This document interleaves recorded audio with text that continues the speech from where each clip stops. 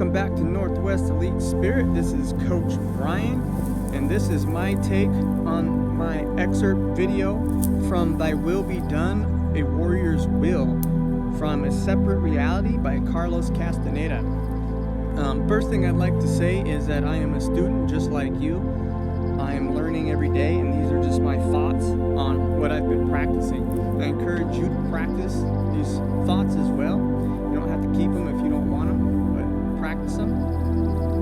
And comment below. I'd like to start off too by, when I say sorcerer here, I mean like master, like a master of life. I'm not talking about like woo-woo, mystical things. And even when I say magic is just like strategy. So sorcerers practice strategy to have the outcome that they're after. And when I talk about ego death, I'm talking about just the death of not necessarily who you are entirely, but and not even necessarily death of things that don't work. Talking about ideas and being able to see from a different point of view, and sometimes we have to allow ourselves to think outside of our current framework, and that's what I mean by death. Like, let that old way of thinking die, if only momentarily, and try looking at something differently. I think like patience is like anything else. It's like muscles. If you lift weight, you get stronger. It's like math. The more math you do, the better you get at math.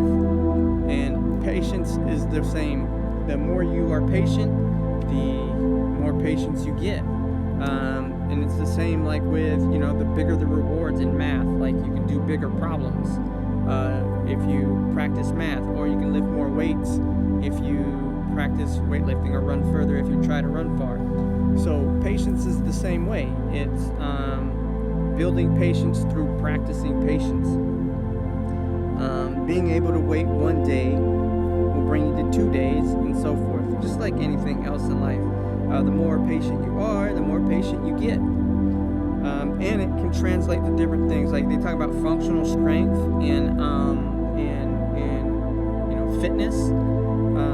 It's the same with patience. Like, you can take an exercise from functional fitness, and it builds you strong across your physical board, right? And it's the same with patience. You can take patience and apply it in all kinds of places, and it's functional. Many people are afraid to wait for one reason or another, and so they never see their will be done. And I use this reference a lot because I've seen it a lot, where an overweight person will come to a fitness endeavor, and they will say they want to build confidence, and soon they're distracted by what shoes they should wear or what supplement they should eat, and their PRs and all of these things, and they forget about the confidence. And the confidence never comes. They can lose all the weight, they can make all the dietary goals, and they can even win medals, and the confidence never comes. And that's because they've been impatient, and they haven't been willing to wait for their confidence. They're always jumping on the newest thing that's gonna bring them confidence, and it never does. On a rush to gain confidence, and it never comes.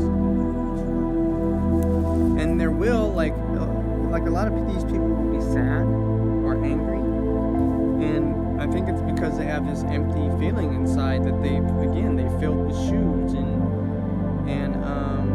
supplements and medals, and they're still always feeling empty inside, again because they've gotten away from their will. Their will was to have confidence, not to have medals. And a warrior has to learn by wait. A warrior has to learn to wait by waiting, and then he learns the rewards of patience. So I think a lot of people would be more patient if they could practice a little bit and really see the rewards of patience. you can lose weight trying a diet for a little while, right? But long term, what is your patience like, and what are the rewards? Fear of death causes people to rush. So much to accomplish in so little time, right? And so, like, they want their name to be known, or they don't think they have time to, like, get here or get there or get this or get that. And so they rush. And I think with a little more watchfulness and a little more patience, more of these things would come to us if we just practiced a little. So I'm talking about here how patience, or how the death of ego causes us to be impatient with anything that threatens our ego.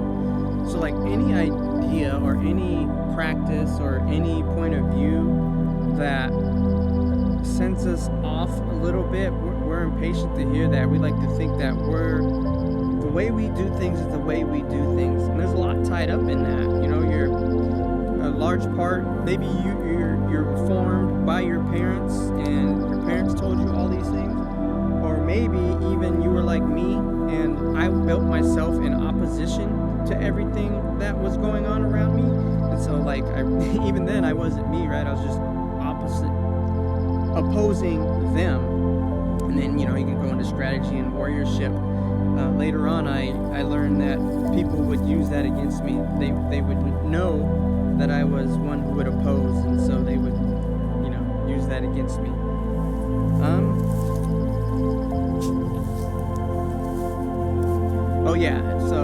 People would use that against me, and I would fight, and I would fight, and I'd fight, and I'd fight, and argue, and argue, and argue, and argue, and oppose, and oppose, and I didn't need to. My opposer's ego didn't want to let go. A warrior sits with his death on the mat. And this reminds me of Brazilian Jiu-Jitsu. That's the martial art I've been practicing most lately. And in Brazilian Jiu-Jitsu, you're sitting on the mat, normally surrounded by, people you're going to roll with or friends or whatever. And he says, and they are friends. And in Jiu-Jitsu, you slap hands, you give dap, and you begin to roll. And thinking of life as like an arena, or you and death are sitting on the mats together, dapping it up in this arena. And in the end, you're better for it. So when you roll, you get better, even if it was hard. Even if, I like to think of Jiu-Jitsu as an acceptance of death. If somebody chokes you and you tap out, you're admitting that they could have killed you. And that's a bit of ego death, isn't it? And a lot of this too is not being scared of death, right? So tapping out is that, like you've admitted it, you faced it, you know it can happen, you had a good time, you admitted defeat, and you try again, or you claimed victory and you try again. And death also isn't scary because you've been rolling around with it, and through patient observation and contemplation, you are familiar with it. And so when you roll onto the mat, you can do it with a smile. I think too, this death thing is like, take what is useful and discard the rest. Like, you might be handed a whole pile of things, and you can take what is useful, take it with you, and have it live on within you. And you can leave behind the things that aren't useful and let them die away, to you at least.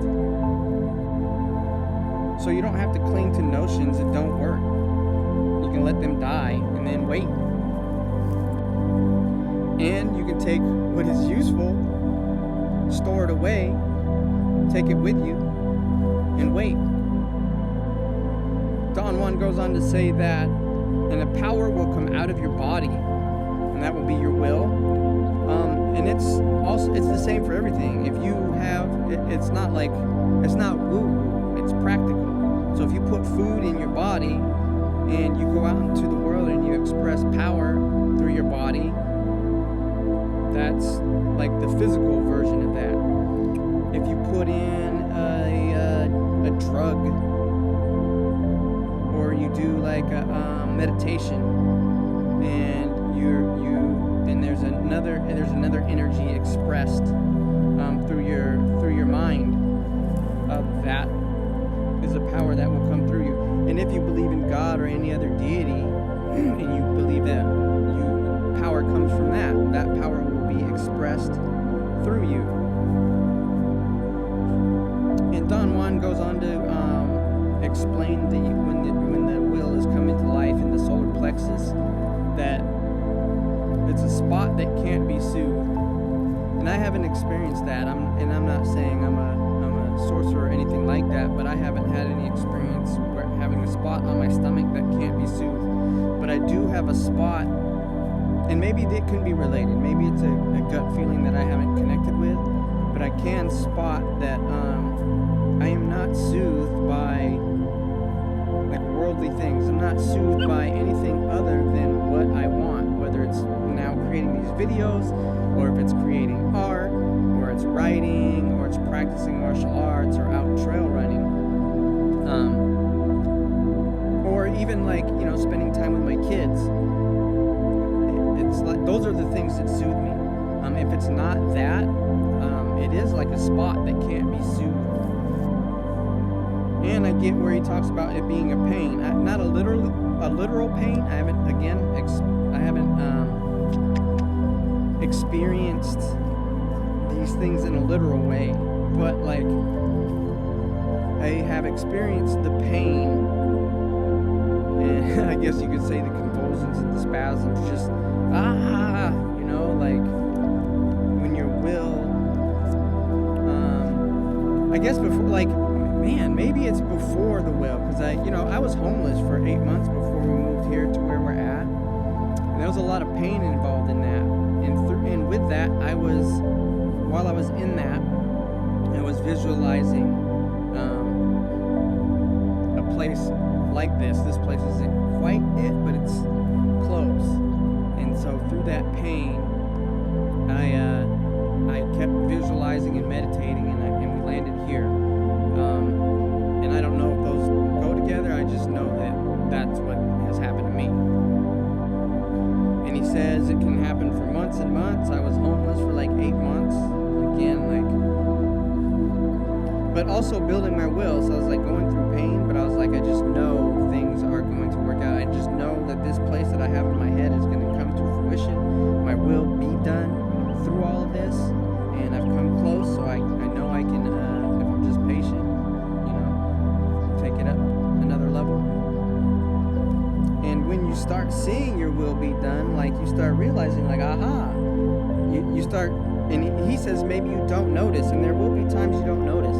Like with this place here, like everything, even up to like I wanted morels in our yard and in the forest next to us, we have false morels in the forest next to us, and we have false morels that grow at our very front door. You can still eat them, but they're not morels, and I envision morels.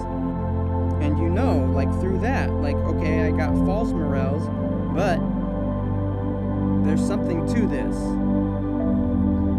So you know for sure that what you really and truly will can be had with patience and with practice.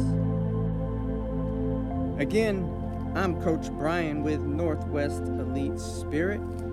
Subscribe, like, comment, and of course, practice. Thank you.